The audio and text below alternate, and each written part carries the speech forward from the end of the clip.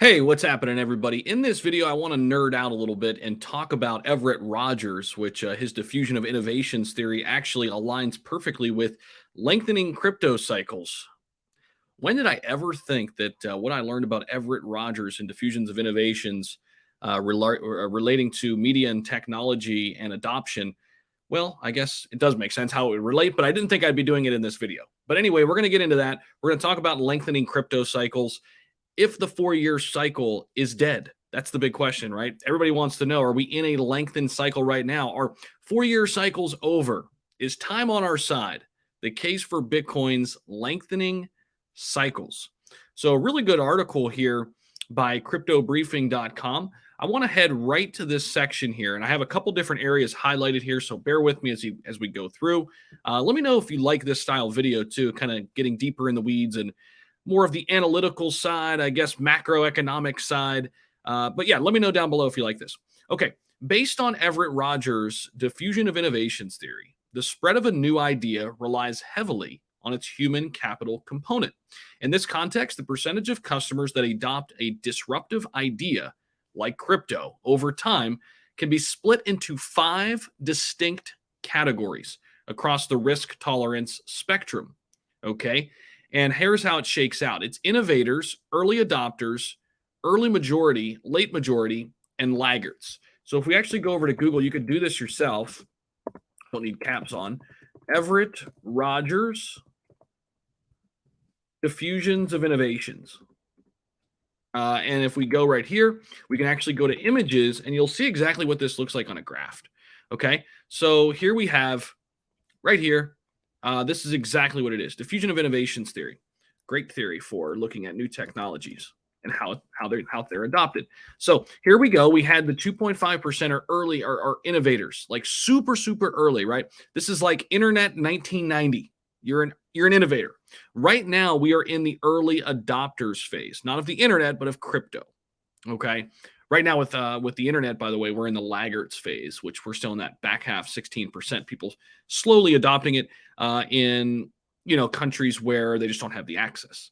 Okay, but very soon we're going to get into this early majority phase, which makes up 34% of the population who will adopt crypto, and we all believe that everyone will eventually adopt it. Okay, so with all that being said, accordingly, crypto asset adoption is nearing the end of the early adopter phase and slowly getting into the early majority. So we're coming to the back end of this early adopter. So this is what we mean. Okay, this is putting a visual to what we mean when we say you are so early. This is exactly what we mean, because we're still in this 15% of adoption phase, right? We still have all of this to go, the early majority, the late majority. But during this early majority phase is when people in crypto will see the most gains. This is when our portfolios explode. Okay. Now, dubbed the super cycle, so these are a couple different theories for the lengthening cycle. Dubbed the super cycle, this theory suggests that mass inflow of retail investment will break convention, which we've seen that here in 2020 and 2021. We've seen a lot more retail money come in.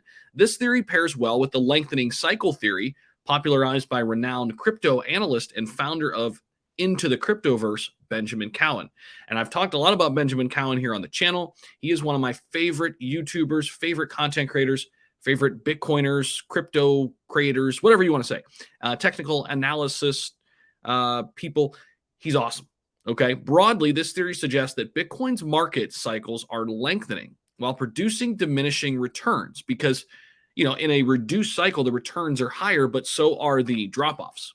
Okay, we would like to see that balance out and have it look more like the S&P 500, right? Unbelievable as it may seem today, this implies Bitcoin's volatility will essentially reach or approach zero in the next 10 to 15 years, which again speaks to how Bitcoin could soon look like the S&P 500, just those slow gains over time. But right now we're experiencing massive gains. Now, on the other hand, Benjamin Cowan believes that the reason for lengthening of cycles is an increased influx of money coming in from leaders around the world. For instance, we have countries like India, Vietnam, and Indonesia, which are huge countries by population. India number 2, Indonesia number 4, by the way, in the entire world. They've emerged to be huge crypto hubs in 2021. Moreover, a number of celebrities have supported NFT projects and DeFi platforms. We have athletes taking their salary in crypto and Bitcoin. We have El Salvador buying the dip, literally a country buying the dip. And then, oh yeah, we've got major companies like MasterCard, Microsoft, Expedia, AMC Theaters, PayPal, and even Starbucks who are dipping their toes in the crypto industry. And we don't even have a lot of those in the space yet. Chances are they will come. What happens when Apple starts buying Bitcoin and keeps that as part of their, keeps that on their books? Right? That would be huge. Now, furthermore, with the support of Elon and Michael Saylor, Bitcoin has seen an inflow of billions of dollars as it even breached a market cap of 1.3 trillion at its peak when it hit 69,000. As pointed out by Willy Woo, another popular on-chain analyst, another guy I really like to listen to. I mentioned this before, don't listen to everybody. Pick a few. Raoul Pal, Willy Woo, Benjamin Cowan are three that I really like. Now, the Bitcoin 4-year cycle, he believes will disappear in the future. He predicts this current cycle is the last 4-year cycle. After that, things are wide open, and the typical 4-year cycle will come to an end. Now, the typical 4-year cycle that we speak of, that most analysts use to predict Bitcoin's price bull or bear, will be replaced by, quote-unquote, drunkard's walk upward, much like the S&P 500 or major stock indices, okay, like other ETF and mutual funds. So with all of that information, let me know your thoughts down below in the comment. A little bit of a different video, but this is the case for lengthening crypto cycles. I'd love to get your opinion as well on this. Thank you so much for stopping by. And as always, very, very grateful when you do. And just give the video a thumbs up if you got some value. Subscribe if you're not yet doing so for more videos like this one. And again, I want to hear your thoughts. Thanks. I'll see you in the next video.